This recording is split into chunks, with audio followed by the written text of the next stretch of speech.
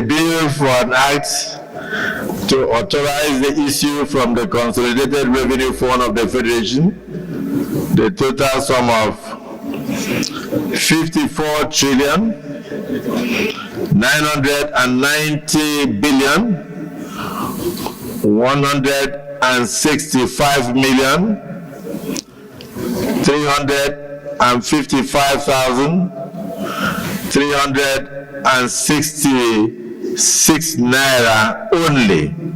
The 2025 budget approval by the Senate is a lot to take in. Let's try to understand what it means for you and me, the regular Nigerian trying to make ends meet. Imagine a massive pile of money like almost 55 million bundles of 1 million naira each. That's the size of this budget. A truly huge amount that the government plans to spend this year, 2025. Now, where is all this money going? A good chunk, about 23.96 trillion naira, is for capital expenditure.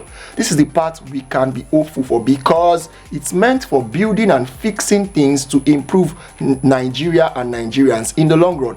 Think about it like money to construct better roads and bridges, maybe get the train running properly, and building more schools and hospitals, things that could improve our daily lives as time goes on, making movement easier and hopefully providing better access to education and healthcare. Then there's another part, recurrent expenditure, which is around 13.64 trillion naira. This is more like the everyday money needed to run government, that is paying for salaries of government workers like teachers, doctors, police and civil servants, and keeping government offices functioning.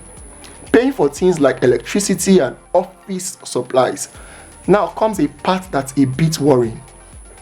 Debt servicing. A significant portion of this budget, about 14 trillion naira, is set aside to pay back Nigerians' past loan, including the interest on those loans.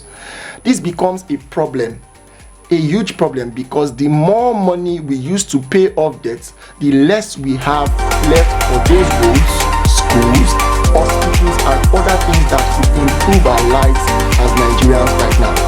It also means our debts keep growing if we keep borrowing and spending heavily on debt repayment. Another thing to be aware of is the fiscal deficit, about 13.08 trillion naira. This means that the government plans to spend 13 trillion naira more than it expects to earn. To cover this gap, they might have to borrow even more money, which again adds to our debt problem. Alternatively, they hope to increase revenue, maybe by collecting more taxes and custom duties, but that can be challenging when people are already struggling.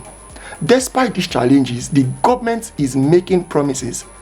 They are saying they want to bring down inflation, which is why prices are rising from over 34% to 15% by the end of 2025. And they also want to make the naira stronger against the dollar, aiming for about 1,500 naira to a dollar. If they lower the inflation, things in the market might become more affordable. If the naira is strengthened, imported goods could become cheaper, and which also helps bring down prices. However, many experts are concerned, especially about how much we spend on debt repayment. It's like using a huge chunk of your salary to pay off loans, leaving very little for everything you need. The fiscal deficit is also a worry, as spending more than you earn isn't sustainable for the long run. So what does all this mean for you and me? In the long run, if the government uses the capital expenditure money well, we might see improvements in infrastructure that would make life a bit easier. If they manage to lower inflation and stabilize exchange rates, we could hopefully see relief from the high cost of living. But if they don't get a handle on the debt and deficits, and if inflation and exchange rate remains high, things might continue to be tough for many Nigerians. High debt could also mean that less money for programs that would help the poor and masses. To sum it up, there are some potentially good things like focus on capital projects, but there are also serious worries about the high debt and deficit. Perhaps this budget will make life better for the average Nigerian, depending on how well the government manages to spend this money.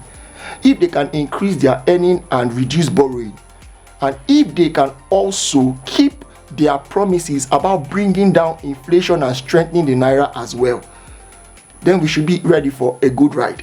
We all need to pay close attention and ask questions, holding our leaders accountable to ensure that this budget truly benefits all Nigerians and doesn't just worsen our debt problem.